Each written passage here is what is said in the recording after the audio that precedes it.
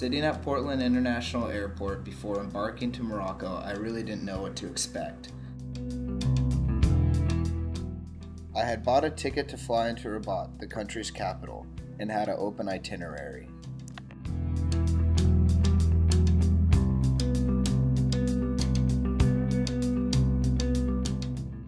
Many people told me I was crazy for traveling there by myself, but looking back on it would do it again in a heartbeat. Going into the trip, I knew that I wanted to capture as much as I could of the mysterious, marvelous, and sometimes just crazy country as possible.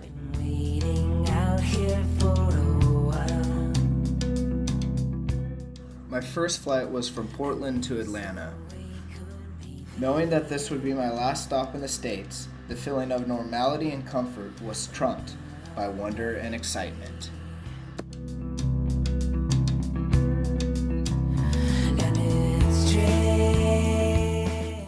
After a beautiful night landing in Atlanta, I was on to Paris, where I would be informed of some interesting news to start the trip.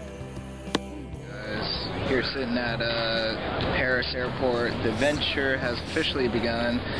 They lost my bag, so I ended up in Morocco with just what I'm carrying. Luckily I brought an extra pair of shorts. Luckily I have that Morocco book, lots of cash with me, so I should be alright, but damn it, that's all I have to say. After realizing that I wouldn't have anything besides what was on my back for the next few days, I had to catch a bus to change airports in Paris. I have flown through Paris several times in the past, but yet have never seen the Eiffel Tower, and sadly this theme would be continued this time around.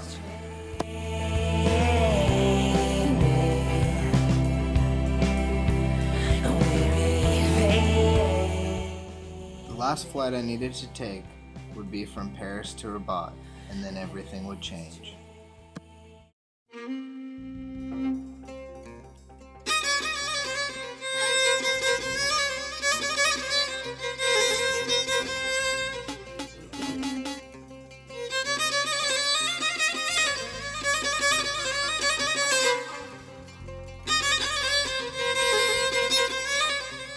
Took about 10 minutes to actually get the cab. Now that we're in it, we're headed down pretty fast. And no joke, it was about 15 guys standing around wondering if they actually could find the hotel I had in my tourist book that said it was pretty popular. So right now I really don't know where I'm headed, but it's a good feeling. It's beautiful, beautiful Rabat.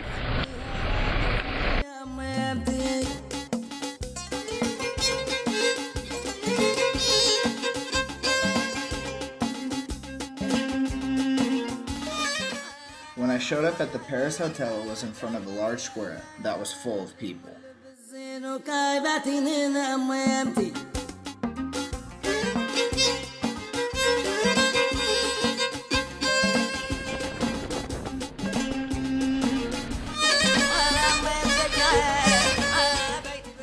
It looked like a festival or concert had just finished.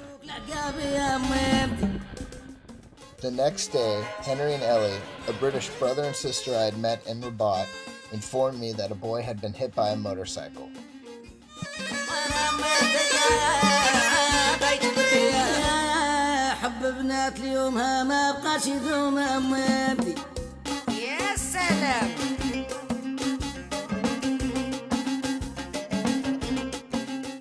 Just got into my hotel, right across the street.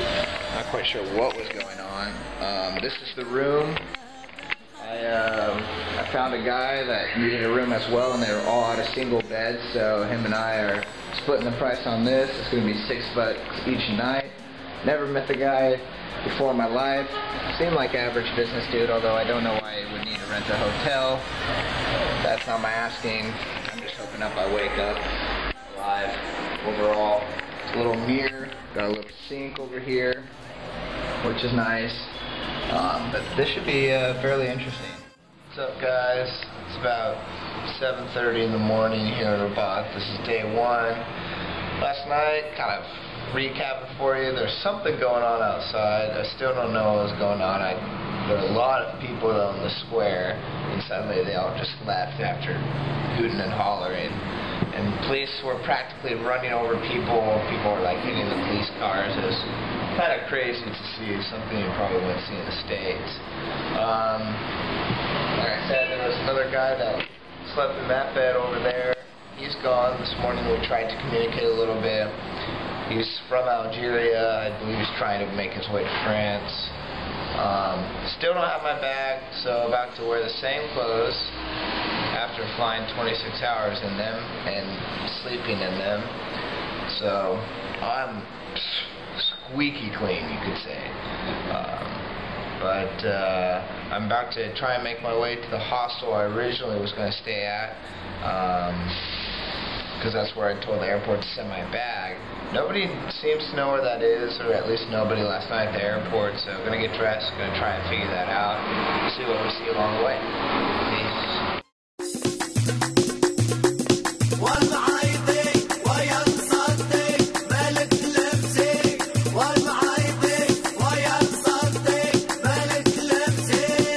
وحدر عينيك راه عقوبيك ويا المعيطي ويا المسطي وترى عمر البنات ما يثيقوا فيك الوليد. عينيك راه عقوبيك ويا المعيطي ويا المسطي وترى عمر البنات ما يثيقوا فيك الوليد. يا وحدر عينيك راه عقوبيك. Alright guys, so I finally got to the hostel that I needed to. Just good. I'm meeting a lot of cool people here. Met a guy from Mexico. It's kind of interesting what he told me. He was from Mexico City. He was saying that Mexico City seems developed for a lot of what Morocco has to offer. So, meaning probably going to run into some kind of crazy buildings and just kind of see how the people live here in that different spots. So far I met some people from Sweden, Belgium. This is the hostel overall. Just kind of got about, I'd probably say 20 beds in here.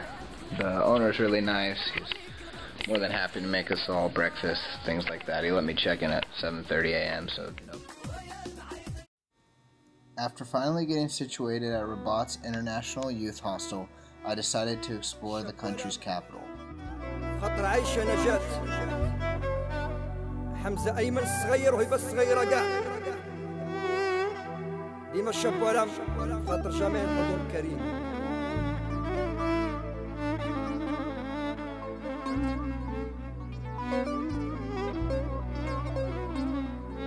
نبكي بدموعي.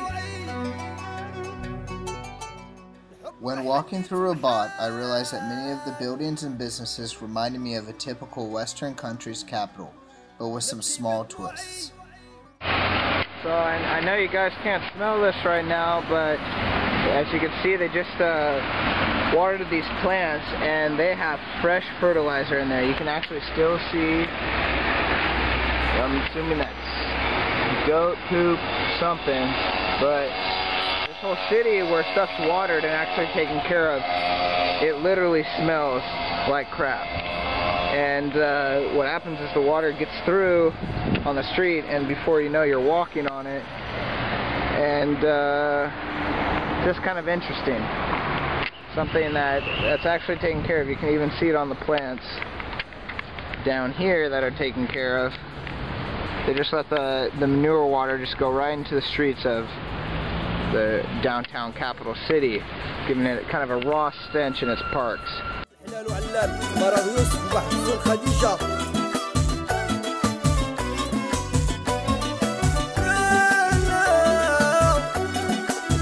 just had a really intense experience. I was just filming kind of random buildings. I started accidentally filming the police building. Police stopped me, was in an interrogation room for about an hour.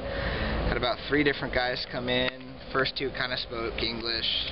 This third guy spoke pretty good English. Was pretty cool about the whole situation. They all had, guys at the door had like AK-47s or something. The first 2 guys were kind of pissed off that I didn't speak French. It's kind of kind of intense. I mean, not really where I want to spend my first day. They took the camera from me, made me show them the photos that I took, made me delete the ones that had anything to do with the police or government buildings.